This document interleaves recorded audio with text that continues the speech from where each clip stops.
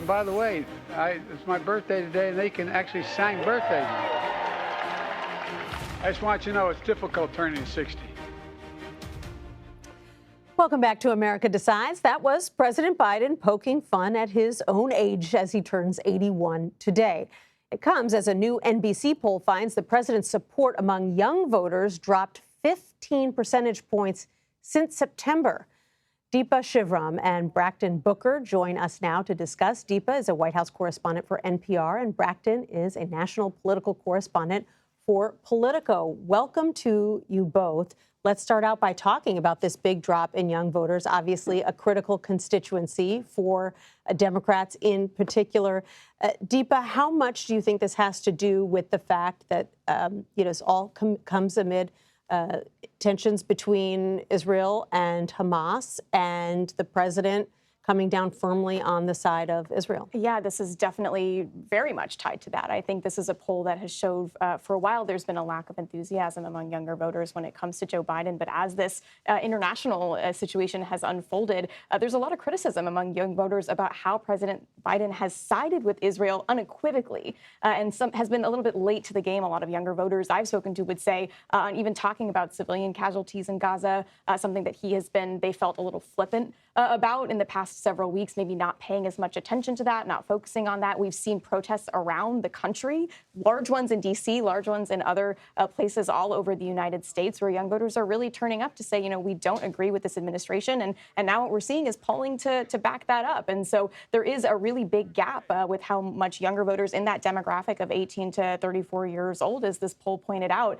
in terms of how they feel about how the president has handled this crisis and versus how the White House is really moving forward with this.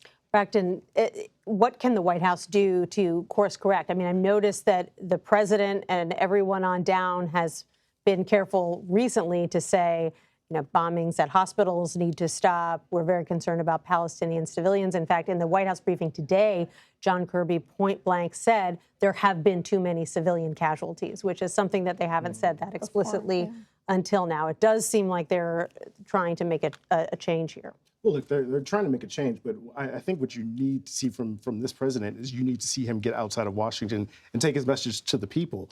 I mean, you talk about the protests happening. You're also seeing protests happening on college campuses where young voters are. You would think that the president will want to get out into the field and have conversations with young voters and talk to them about what the administration is doing, right? So far, we're not seeing that. We're seeing this kind of like bubble wrap of this president and make sure that he stays in the White House, make sure that they can control all aspects of the message right now. Right. And I don't think you can play it safe at this point with seeing that the poll numbers are going south for this president. Right. The campaign clearly feels that they have time to get him out on the road and doing rallies and things like that. Does that suggest to you that they just aren't concerned about the possibility of a third-party candidate like Joe Manchin or Robert F. Kennedy Jr. at all? I mean, I definitely think what you hear from the White House, what you hear from the campaign is taking this question of Biden and his age and concerns about that and turning that into the word experience, right? That there couldn't be a better time to have Joe Biden as president of the United States and be reelected as president of the United States because of the vast experience he has dealing with foreign policy issues in particular, dealing with a lot of other domestic crises. This is something that, in his years and years of public service and in elected office, he has dealt with. And so you hear the campaign trying to spin that message that this is a president who has a lot of experience doing these things, but clearly it's not lining up with certain people. His approval ratings overall definitely not as high as they could be less than a year out from an election.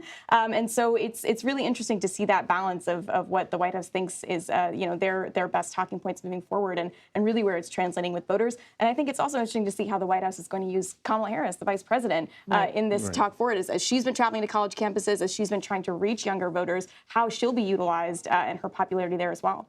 And Brakkton, the White House keeps arguing, the campaign keeps arguing that people just aren't plugged in yet to politics, and that once they realize that this is a binary choice between President Biden and former President Trump, that the choice will not be more stark and that people will come back to the president.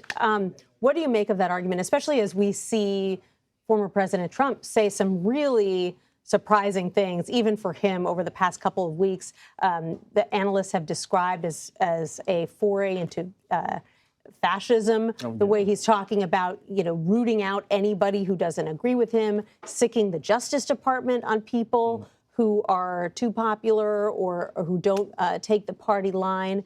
Is that kind of proving the Biden administration's point? I'm not sure it's proving the Biden administration's point right now, but I think Democrats will largely point to, we've been here before, right? You look back at 2011 when Obama was running for re-election, and there were polls that had Romney with him in a dead heat, and he was able to pull that out. I think they're saving grace and saying, hey, we're a year out.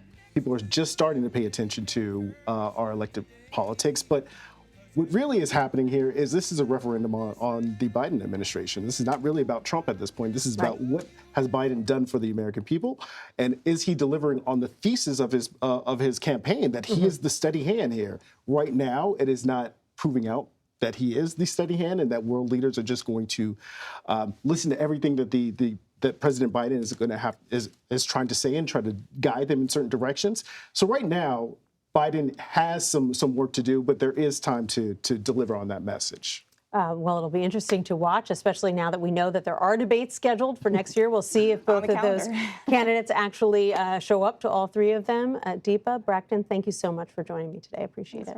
Thank you.